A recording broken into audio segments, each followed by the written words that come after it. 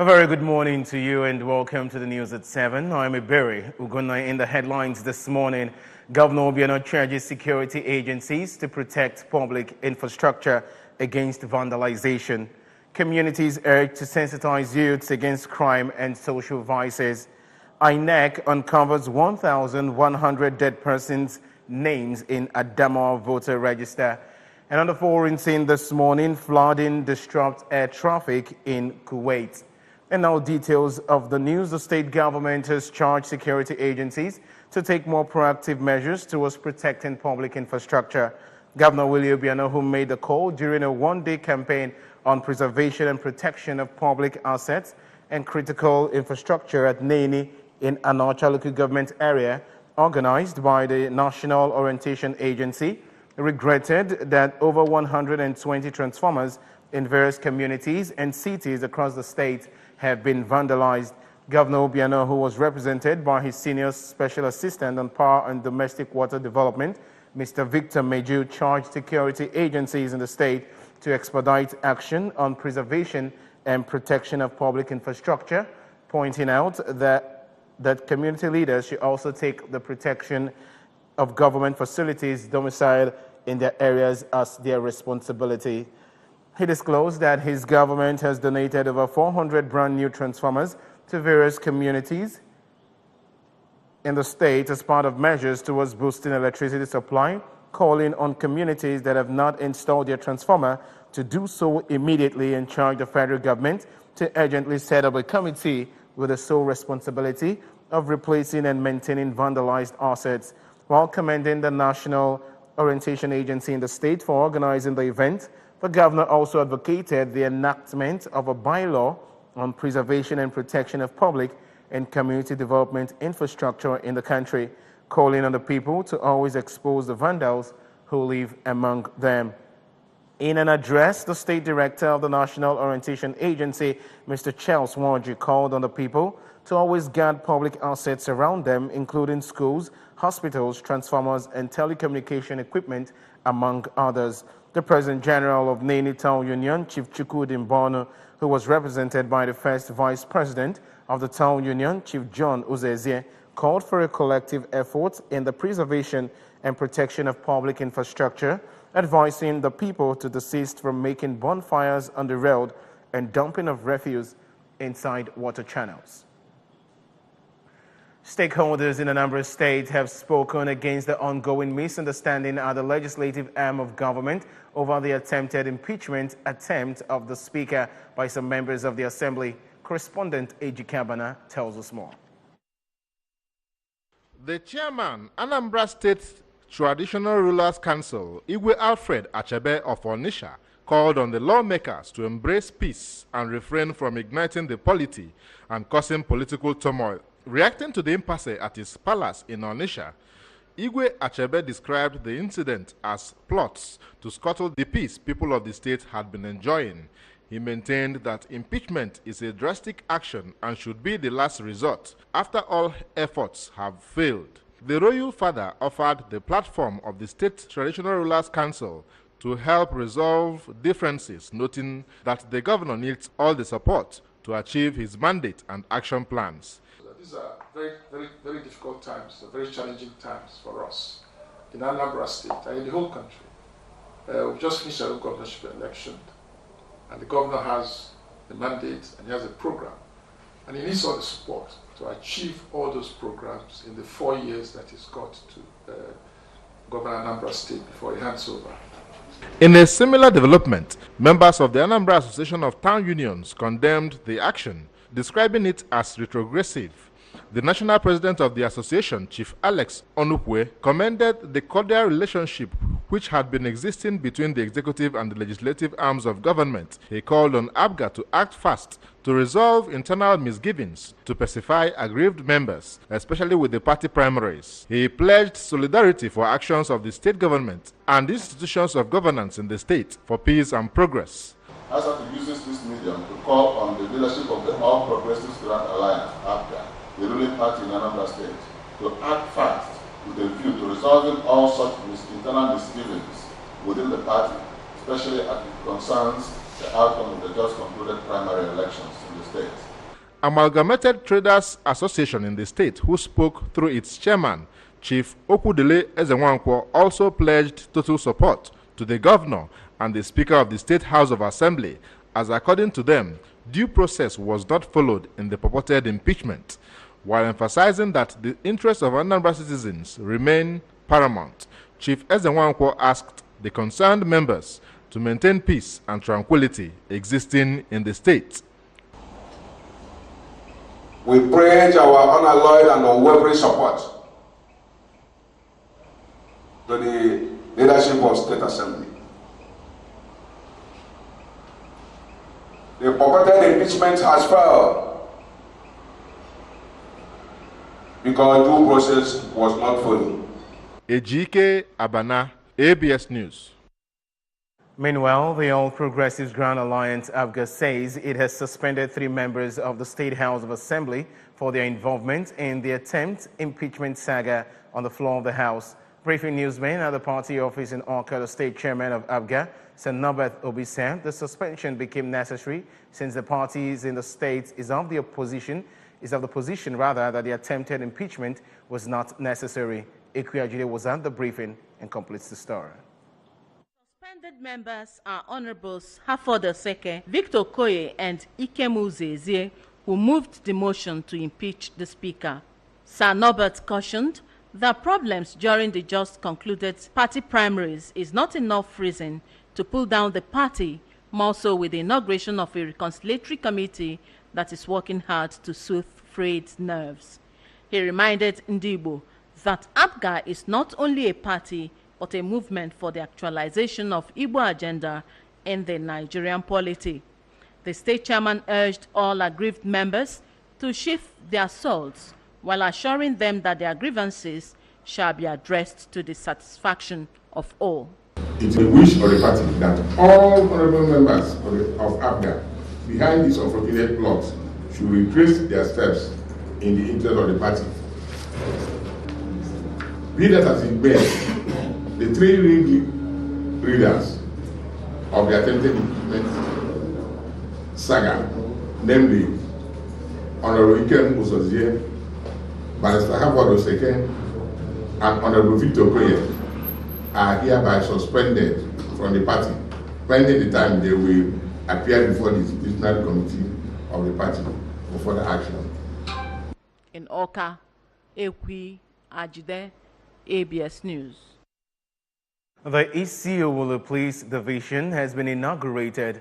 The State Police Commissioner, Mr. Garba Umar, during the occasion handed over a patrol vehicle to the division and inaugurated members of the Police Community Relations Committee, PCRC. Correspondent Chibuzo Koe Obidike Rather filed the report. The event, which took place at the Divisional Police Headquarters, Isiwulu, Udume Layout, Obosi, started with a courtesy visit to the traditional ruler of Obosi, Iwechudubemi Weka, at his palace. This is part of measures to strengthen security in the area to tackle challenges of crime and social vices. The State Commissioner of Police, Mr. Omar, in his speech thanked the royal father for his tireless efforts in ensuring that security is sustained in the community as key in the protection of lives and properties of his subjects. CP Omar appealed to all stakeholders and traditional rulers to continue to sensitize youth on the need to shun social vices, crime and criminality to protect the future of the community. We appreciate you for what you have been doing. We cherish you for all your contribution. Beyond that, we also seek for your quick intervention in trying to talk to the youth within office. Do everything humanly possible to shun away this issue of violence, issue of cultism, issue of drugs, and other all forms of vices that will bring shame to this noble community. The traditional ruler of Obosi, Igwe Iweka, in his remarks, regretted that the community, which before now was known for academics and trading, has become associated with crimes and criminality, including drugs, cultism, fraud, and other social vices, and appreciated the Nigerian police force for its intervention. We want to thank you for your assistance, for your response. We also solicit and plead for your continued assistance. You have done well since you came into the helm of our security affairs in Anambra State. Many of my colleagues, the traditional rulers, speak well of you, and we're all very appreciative. You came to a state that wanted serious attention, needed serious attention on security, and I think we got the right man.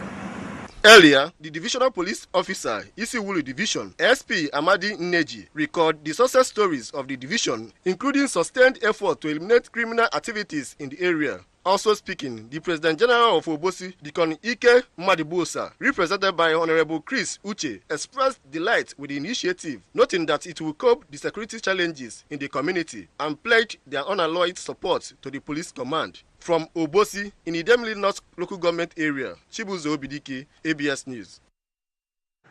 The State Commander of the Federal Road Safety Corps, FRSC, says it will intensify its awareness campaigns to achieve accident-free Yuletide.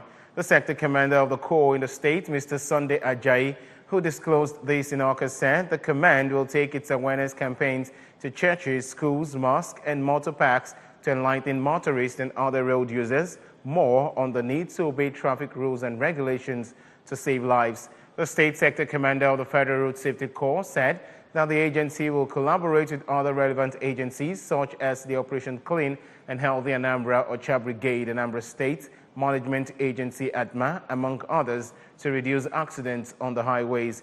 He advised motorists to ensure that their vehicles are in good condition before plying the highways, reminding them of the need to desist from dangerous overtakings and overloading. Mr. Ajayi, who disclosed that the State Command of the Federal Road Safety Corps will embark on an aggressive road and television campaign on traffic rules and regulations, urged the public to always see road safety measures as a collective responsibility. Moving on, the Independent National Electoral Commission, INEC, has detected 1,224 dead persons' names in its Adama voters register for the 2019 general elections. Mr. Kazim Gaidam, the state's resident electoral commissioner, disclosed this during the opening of a two-day workshop for Northeast Zonal implementers on election monitoring and support in Yola on Thursday. Gaidam said that the statistics was uncovered during the recent display of voter register and claims and objections. The commissioner noted that during the exercise, 38,658 permanent voter cards were collected across the state. Professor Mahmoud Yakubu, the INEC chairman, said that the Election Monitoring and Support Center was one of the significant tools used by the Commission in planning, monitoring, and implementation of support provisions to field officers for credible conduct of the elections. Yakubu, who was represented by his special assistant, Professor Muhammad Kuna, said that the Commission would use all resources at its disposal to ensure fair and free conduct of the 2019 general elections. He explained that the workshop was to strengthen the Commission's capacities to monitor the mechanisms and activities put in place for smooth conduct of the 2019 general elections, among other objectives. And on business news this morning, the Nigerian Customs Service has intercepted a truck loaded with 2 pump-action rifles, 4,375 rounds of ammunition, and military camouflage neatly concealed to deceive security operatives. The contraband were intercepted along Knights Mile Road in Enugu. The operatives of the unit also intercepted a truck with cartons of tramadol tablets and codeine syrup, used tires and packets of cigarettes concealed along Head Bridge axis. Comptroller Olushemire Kayode, the Customs Area Controller of FOU Zone C, Owerri, speaking at a press briefing, said the seizures were made following tip-off from sources.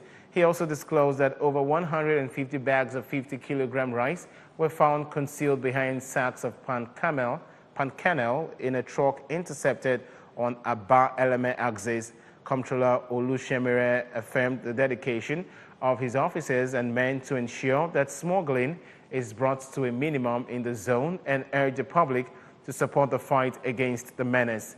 On the seizures of the drugs, he explained that most vices in the society are fueled by the abuse of drugs, adding that the rate of criminality will reduce if the abuse of drugs is checked. He also said that the import of military uniform is controlled. And moving on to the foreign scene, flights have resumed at Kuwait International Airport. Kuwait Airport's Airways, after bad weather, forced a suspension of air traffic. Earlier on Thursday, Kuwait Civil Aviation Authority said air traffic at the airport would remain suspended until 4 p.m. local time as another round of severe weather battered the Gulf nation. Kuwait had earlier halted all departing flights from the airport and redirected those landing to nearby Manama, Dubai, and Dammam airports. Heavy rain has been lashing the Emirates for the past 2 days, with the National Meteorological Department reporting 98 millimeters of rain. This is far more than the 18 millimeters of rain that is usually seen in the month of November and is approaching the total amount of rain that would be expected in an entire year of 111 millimeters. The Kuwaiti government ordered public offices and schools to close on Wednesday and Thursday as authorities stood on high alert and urged people to stay at home. The deluge has flooded roads, damaged a number of buildings, and has also affected the neighboring countries of Saudi Arabia and Iran. In the Saudi city of Haifa al-Batin, near the Kuwaiti border, 4 to 6 people had to be rescued from a bus after they became stranded in floods. This is the third time this month that Kuwait has suffered flooding. The city was inundated on November 5 and 10. The flooding on the 10th killed a man as he tried to rescue his family from their flooded home. The Kuwaiti parliament held an urgent session on Wednesday, accusing the government of failing to take measures to protect civilians and infrastructure. Last week, the government fired 2 top public works ministry officials. Public Work Minister Hussam Al-Rumi submitted his resignation over the issue. And on sports news, current Olympic bronze medalist Nigeria will begin their qualification for the Tokyo 2020 Games with a game against Libya in March next year. Libya, expected to be on duties this week, gained a walkover in the scheduled encounters with Gambia. Nigeria, on the other hand, are seeded to begin campaign from the second round. The Nigerian team set a record in Rio when the John Mikel Obi-inspired team won the bronze medal, thus making Nigeria the first team to win the 3 available medals at the Olympic. Nigeria won gold at Atlanta 96, silver at Beijing 2008 before the bronze medal achievement 2 years ago. Moments later, Brazil won the gold to equal Nigeria's feat, having won the bronze medal at Beijing 2008 and silver at London 2012. While Nigeria will wait till next year before starting off their qualifying campaign from the second round, Cameroon find themselves among minors this week when the African qualifying series for Tokyo 2020 kicks off. They will host Chad in Yaoundé today, with the second leg of the first round holding in N'Djamena next Tuesday. Chad are among the weakest football nations in the continent, never making an international impact at national team or club levels. And that's it on the news at 7. Remember that you can follow news and programs on ABS from any part of the world by logging onto our website, www.absradiotv.com. Like us on Facebook at www.facebook.com/ABS Radio Television. You can also follow us on Twitter and Instagram at ABS Radio TV. And just before we go this morning, the main points again. Governor Obiano has charged security agencies to protect public infrastructure against vandalization. Communities have been urged to sensitize youths against crime and social vices. The Independent National Electoral Commission has uncovered over 1,200 dead persons' names in Adamawa voter register. And on the foreign scene, we brought to you that flooding has disrupted air traffic in Kuwait. And that's the size of our package this morning. Many thanks for joining the bulletin. I'm Iberi Ugonna. Good morning, Anambra. Continue shortly. Please stay with us.